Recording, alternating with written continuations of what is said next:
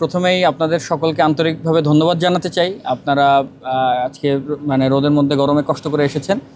আজকে আসলে আমরা যে বিষয়ে এখানে উপস্থিত হয়েছি এটা আসলে আমাদের জুলাই পরবর্তী সময়ে 5ই আগস্ট পরবর্তী সময়ে আমাদের ঢাকা বিশ্ববিদ্যালয়ের জন্য ঘটনাটা আসলে খুব একটা অনুপ্রেরণাদায়ক ঘটনা নয়।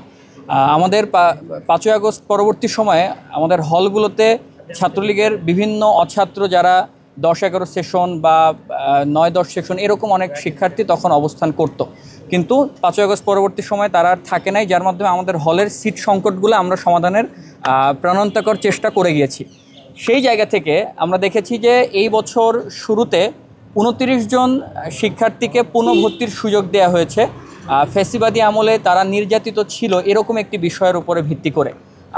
সেই শিক্ষার্থীদের উপর আমাদের যথেষ্ট সহমর্মিতা আছে যে তারা তাদের পড়াশুনো সেই সময় কন্টিনিউ করতে পারে নাই, সেই জায়গা থেকে তাদেরকে শিক্ষা কার্যক্রম চালানোর সুযোগ দেওয়া হয়েছে।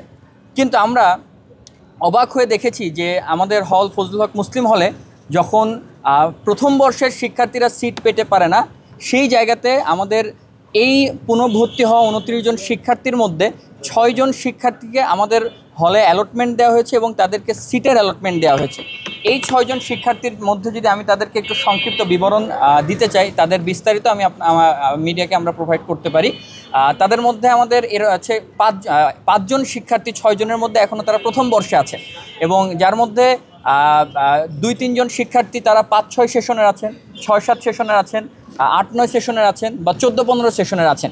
এবং শুধু এটাই নয়, আমরা বলতে চাই যে 5-6 সেশনের একজন শিক্ষার্থী সে কিভাবে এখনও পর্যন্ত প্রথম বর্ষে থাকেন বা দ্বিতীয় বর্ষে থাকেন।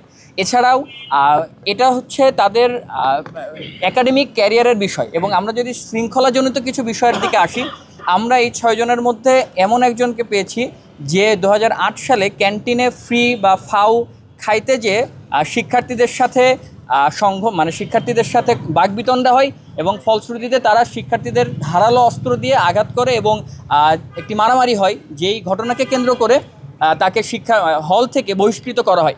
এবং একই সাথে আমরা আরও একজন শিক্ষার্থীকে দেখেছি যে সে আমাদের পরীক্ষায় অসদুপায় অবলম্বনের কারণে বিশ্ববিদ্যালয় থেকে আজীবন বহিষ্কৃত হয়, কিন্তু পরবর্তীতে 50,000 জরিমানার মাধ্যমে সে আমাদের আবার শিক্ষা কার্যক্রম কন্টিনিউ করার সুযোগ পায়। এগুলোর প্রত্যেকটি বিষয়েরই আমাদের কাছে বিশদ বিবরণ ও তথ্য প্রমাণ আছে।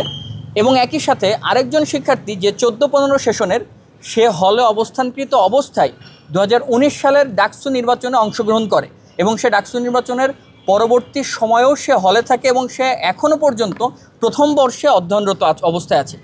আমরা প্রশাসনকে প্রশ্ন করতে চাই যে কিভাবে এখনও, যেখানে আমাদের একটা প্রথম বর্ষের শিক্ষার্থী এখনও সিট পাচ্ছে না, সবেমাত্র প্রশাসন মাত্র 30, যেখানে 180 জন সিটের অ্যাপ্লাই করেছে 24-25 সেশনের, সেইখানে মাত্র 30 জনকে হল প্রশাসন কর্তৃক সিট দেওয়া হয়েছে। শুধু তাই নয়, যেই শিক্ষার্থীদের রুমে এই 6 জনকে অ্যালটমেন্ট দেওয়া হয়েছে, সেই শিক্ষার্থীরা আমাদেরকে প্রশ্ন করেছে যে ভাই, আমরা তো জানি 5ই আগস্ট পরবর্তী সময়ে বিশ্ববিদ্যালয়ে একটি পরিবর্তন হয়েছে, তাহলে কি ভাই কিভাবে তারা এই হলে তারা সুযোগ পাচ্ছে।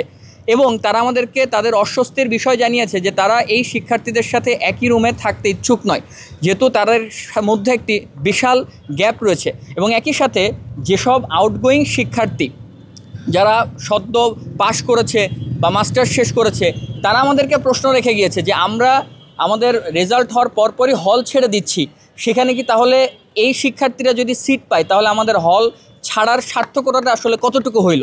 এই জায়গাগুলো থেকে আজকে আমরা আমাদের হল প্রশাসনকে প্রশ্ন করেছিলাম এই বিষয়ে।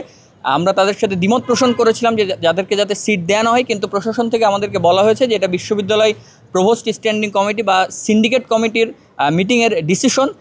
সেই জায়গা থেকে আমাদেরকে ভিসি স্যার বরাবর অ্যাপ্লিকেশন দিতে বলা হয়। তো আমরা আজকে সেই জায়গা থেকে এই সকল তথ্য প্রমাণ সহ আমরা ভিসি স্যারের কাছে আজকে এসেছিলাম এবং আমরা বিশদ বিবরণ সহ তাকে আমরা এই বিষয়ে অবহিত করেছি।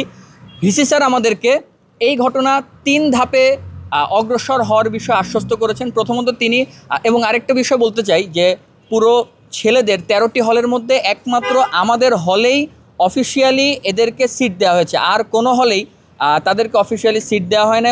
অধিকাংশ হলে হল সংসদের বিরোধিতার মুখে তাদেরকে সিট দেয়া হয় নাই, কিন্তু আমাদের হলে আমাদের হল সংসদকে জানানোর আগেই তাদেরকে সিট দেওয়া হয়েছে। তো এই জায়গাগুলো থেকে ভিসি স্যার তিনি আগে 3টা স্টেপে এই ঘটনা তদন্ত করবেন। তিনি প্রথমত হলকে জিজ্ঞাসাবাদ করবেন যে কেন এইভাবে বিষয়টা হইল।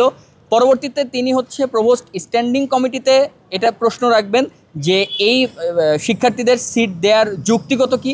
যদি যৌক্তিকত তারা শো করতে না পারে তাহলে তিনি প্রয়োজনীয় পদক্ষেপ নেবেন, এবং একই সাথে এই বিষয়টা সিন্ডিকেট মিটিংয়েও যদি প্রয়োজন হয় সেখানে উত্থাপন করা হবে এবং তার মাধ্যমে যেই প্রয়োজনীয় ডিসিশন সে বিষয়ে হচ্ছে নেওয়া হবে।